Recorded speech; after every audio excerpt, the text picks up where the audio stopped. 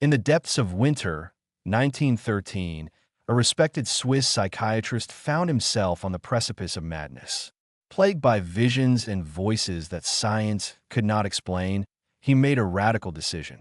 Instead of suppressing these intrusions, he would descend into their world. Each night, in the solitude of his study, he performed a curious ritual. With pen in hand, he journeyed into his own unconscious, documenting encounters with figures that emerged from the shadows of his mind. This man was Carl Jung, and what he discovered during those dark nights would eventually transform our understanding of the human psyche. What if I told you that hidden within Jung's voluminous writings and private journals lies a systematic approach, a ritual, if you will, designed to clear the mind of what he called negative psychic accumulations? A practice so effective at restoring psychological balance that Jung himself credited it with saving him from psychological collapse? And what if modern neuroscience, after a century of technological advancement, is now confirming the biological efficacy of this very approach? Welcome to an exploration of Carl Jung's forgotten methodology for psychological purification, a structured ritual of the mind that anticipated discoveries in neuroscience by nearly a century. In today's world, we're constantly bombarded by stressors that our ancestors never faced. Digital overload, constant connectivity, information saturation. The mind becomes cluttered with negative energy that has no natural outlet. We call it anxiety, depression, burnout, but you might have seen it differently. He might have recognized it as energy trapped in the unconscious, seeking expression and integration. What Jung discovered through his own psychological crisis was a systematic approach to clearing these negative accumulations, not through medication or traditional therapy, but through a ritual engagement with the symbols of the unconscious mind. This documentary explores three converging paths: Jung's psychological breakthrough, the ancient wisdom of ritual practice, and cutting-edge neuroscientific research. Together, they reveal something remarkable: that the human mind responds to symbolic ritual in predictable, measurable ways that can transform our inner landscape. That'll be why the end of our journey, you'll understand not only what Jung discovered in those dark nights of his soul, but how you might apply these insights to clear the negative energies that accumulate in your own psychological system. And perhaps most surprisingly, you'll learn how modern science now validates what Jung intuited through his own deep inner work. The ritual was never truly lost. It was hidden in plain sight, scattered throughout Jung's writings and practice. Today, we piece it together and examine it through the dual lenses of Jungian psychology and contemporary neuroscience. Let us begin where Jung himself began, with the recognition that within each of us lies not just one mind, but many, and that the path to psychological wholeness requires a dialogue between these different aspects of ourselves.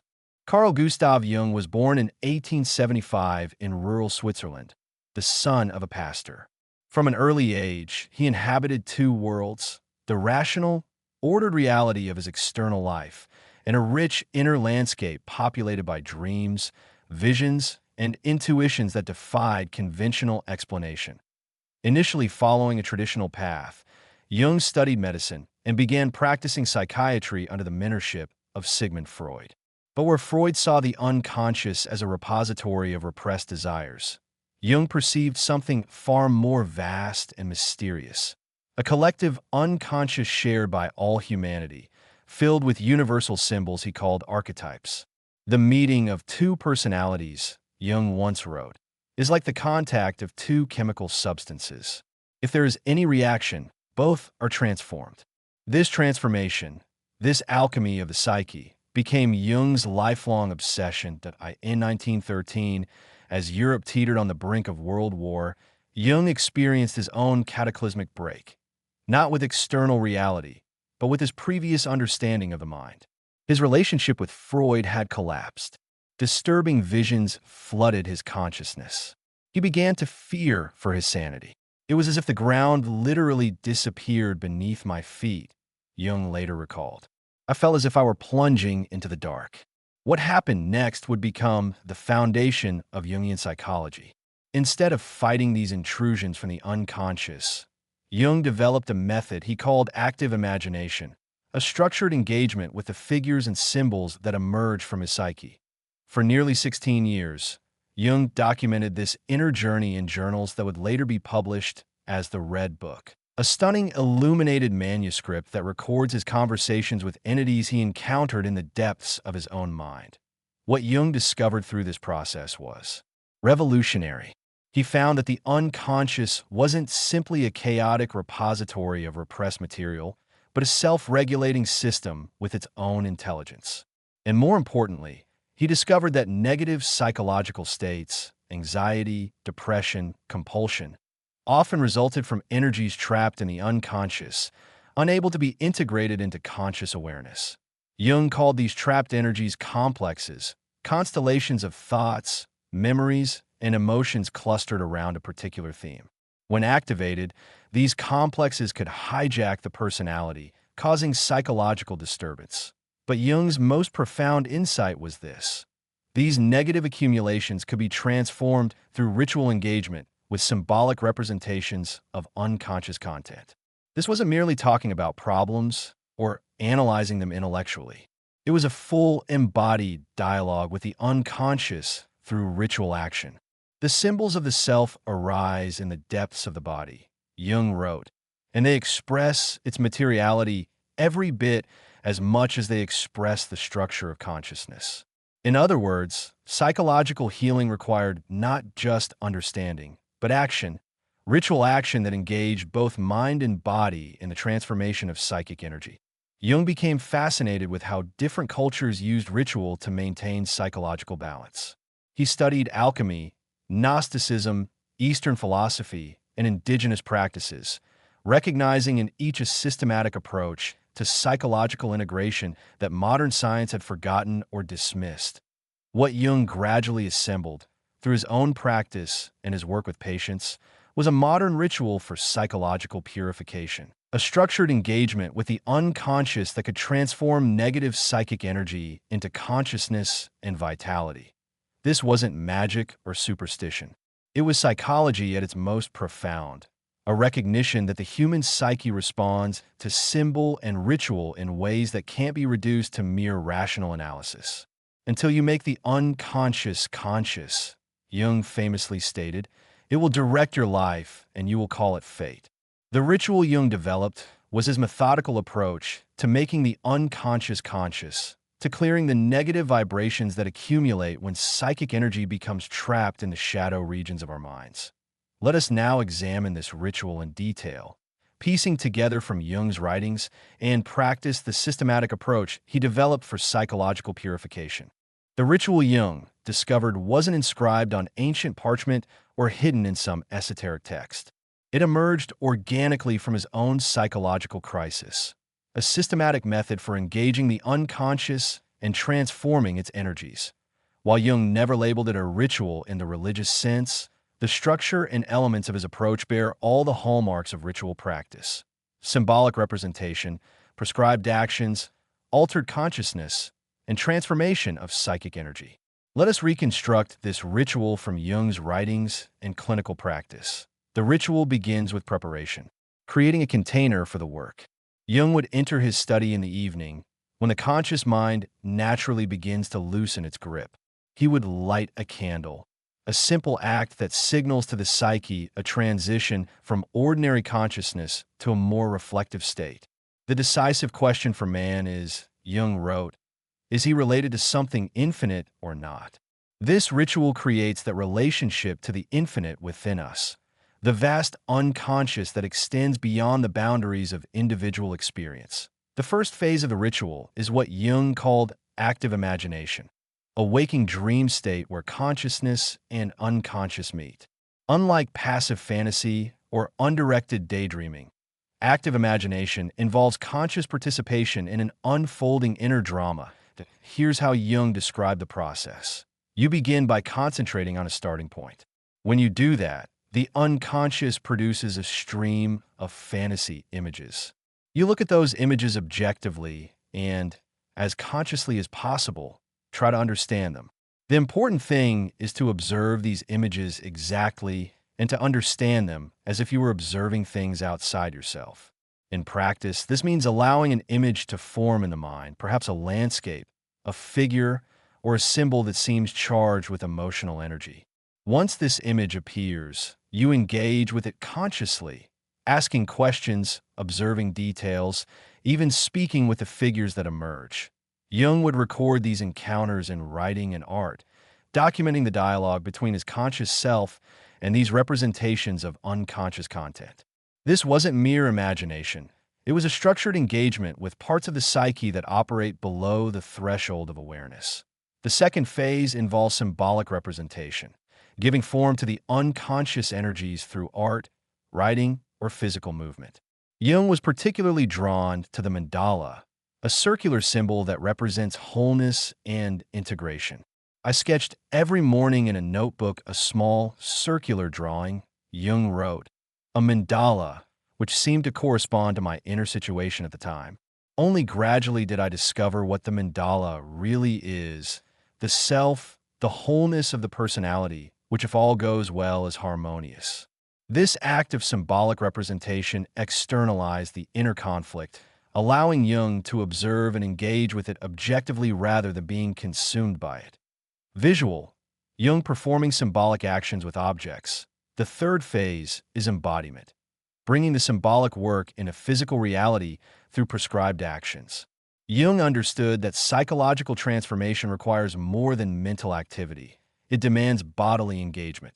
This might involve creating and interacting with physical symbols, arranging stones in meaningful patterns, building small structures, or engaging in rhythmic movement.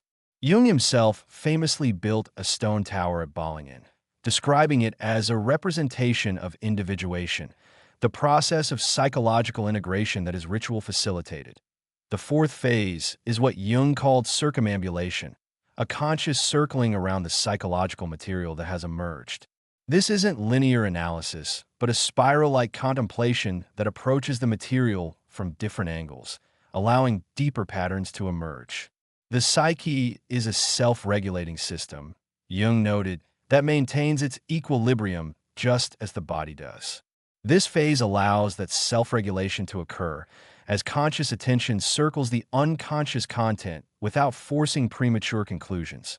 The final phase is integration, consciously assimilating the insights gained through the ritual into everyday life. Jung would reflect on his experiences, noting connections between the symbolic material and his external circumstances. There is no linear evolution, Jung wrote. There is only circumambulation of the self. This integration isn't about solving problems once and for all, but about continually incorporating unconscious content into an expanding consciousness. Performed regularly, this ritual creates what Jung called the transcendent function, a bridge between conscious and unconscious that allows trapped energy to flow freely between them. Negative accumulations are not simply eliminated. They're transformed into consciousness and vitality. The unconscious wants to flow into consciousness in order to reach the light of day, Jung observed. This ritual provides the channel for that flow, clearing the negative vibrations that result when psychic energy becomes trapped in unconscious complexes. What makes this ritual so remarkable is not just its psychological sophistication, but how accurately it anticipated discoveries in neuroscience and trauma research that would come decades later. Jung intuited through his own inner work what science would eventually confirm through laboratory research, that symbolic ritual has measurable effects on the brain and nervous system, effects that can transform our psychological state in profound and lasting ways.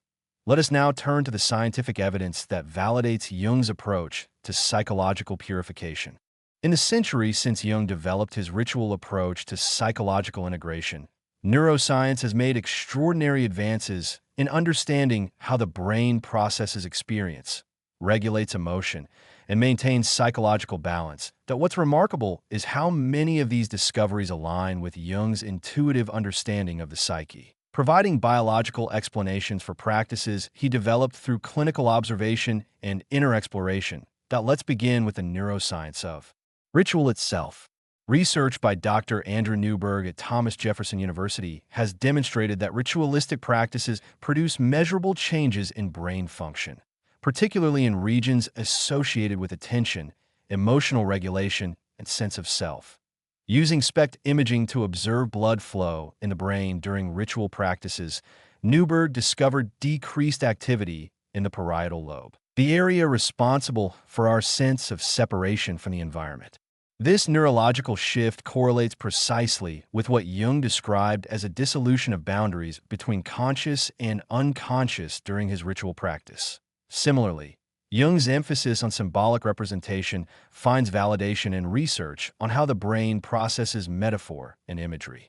Neuroscientist Dr. Vittorio Galizza's work on mirror neurons demonstrates that the brain responds to symbolic representations in ways similar to direct experience, explaining why Jung's engagement with symbolic figures could produce real psychological change.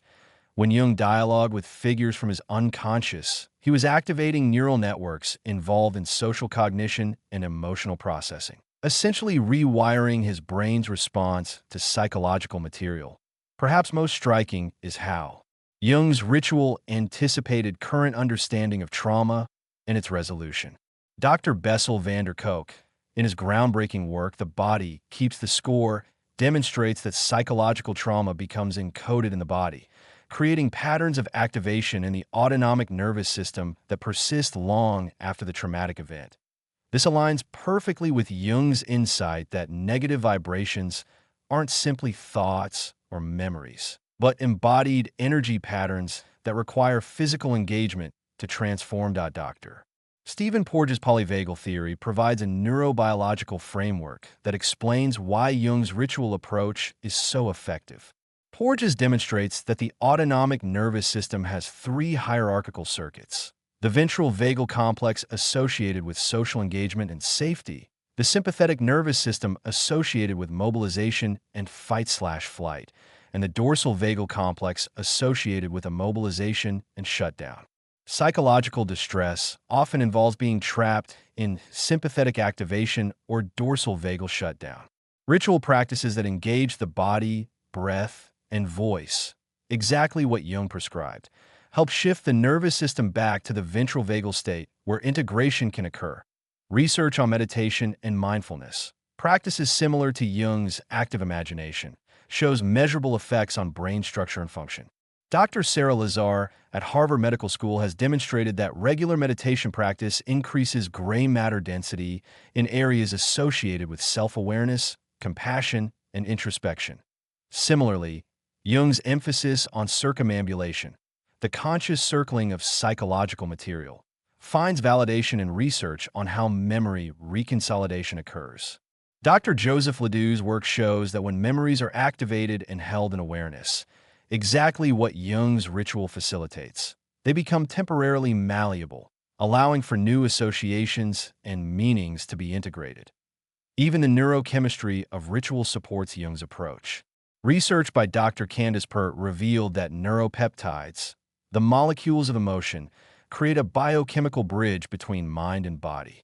When we engage in ritual practices, we shift our neurochemical state, affecting both psychological experience and physical functioning. Jung's insight that psychological healing requires embodied engagement, not just intellectual understanding, anticipated this biochemical reality by decades. Contemporary trauma therapies like somatic experiencing, EMDR, and internal family systems essentially operationalize what Jung discovered through his own practice, that psychological healing requires. 1. Creating safety, Jung's ritual container. 2. Accessing unconscious material, active imagination. 3. Engaging with it symbolically, mandala creation. 4. Processing it through the body, embodiment. 5. Integrating the experience into a coherent narrative, integration. Perhaps most importantly, modern neuroscience has validated Jung's fundamental premise that the psyche is not fixed but malleable, capable of transformation through intentional practice. The concept of neuroplasticity, the brain's ability to reorganize itself through new experiences, provides the biological basis for what Jung observed clinically. When we engage in ritual practices like those Jung prescribed, we're literally rewiring our neural pathways, creating new connections that allow trapped energy to flow and integrate.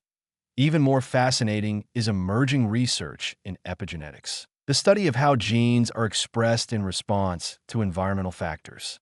Dr. Rachel Yehuda's work demonstrates that trauma can create changes in gene expression that persist across generations, a biological parallel to Jung's concept of the collective unconscious. Ritual practices that engage the body and regulate the nervous system may actually influence how our genes express themselves, potentially reversing epigenetic patterns associated with trauma and distress.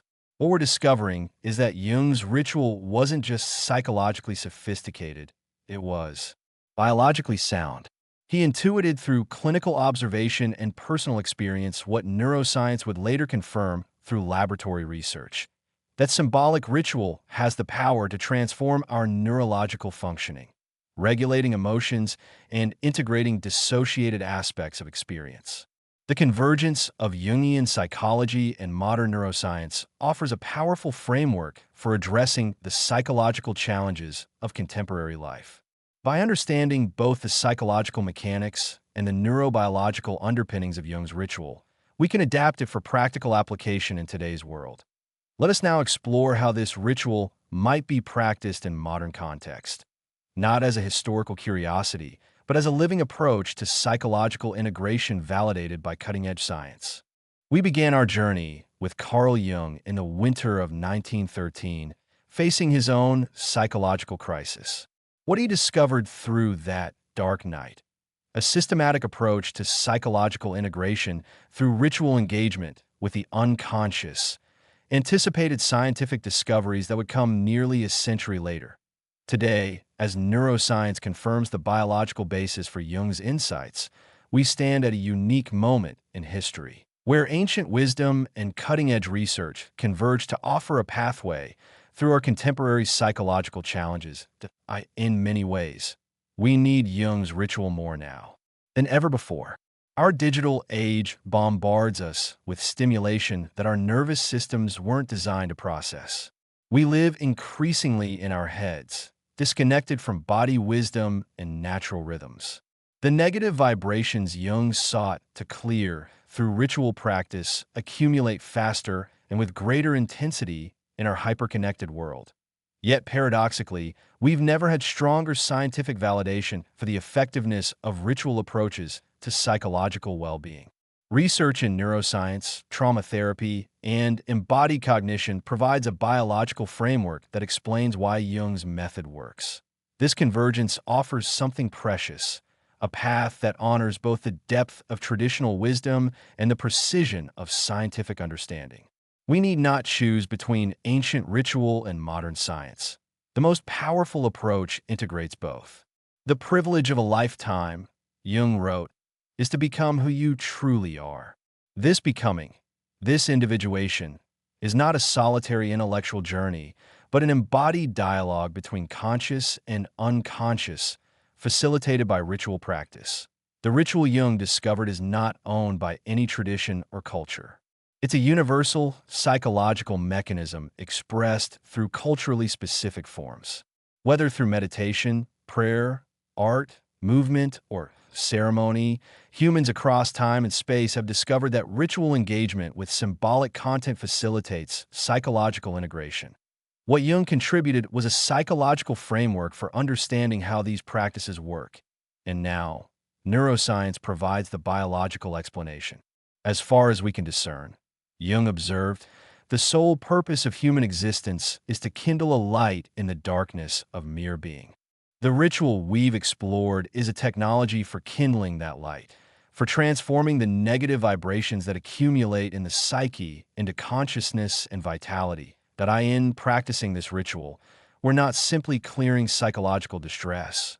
We're participating in the fundamental human project of bringing consciousness to unconsciousness, light to darkness, order to chaos.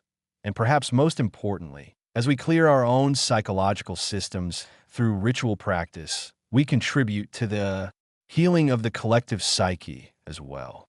Jung understood that individual transformation affects the whole, that as each of us integrates our shadow material, we reduce the projection of unconscious content that drives social conflict.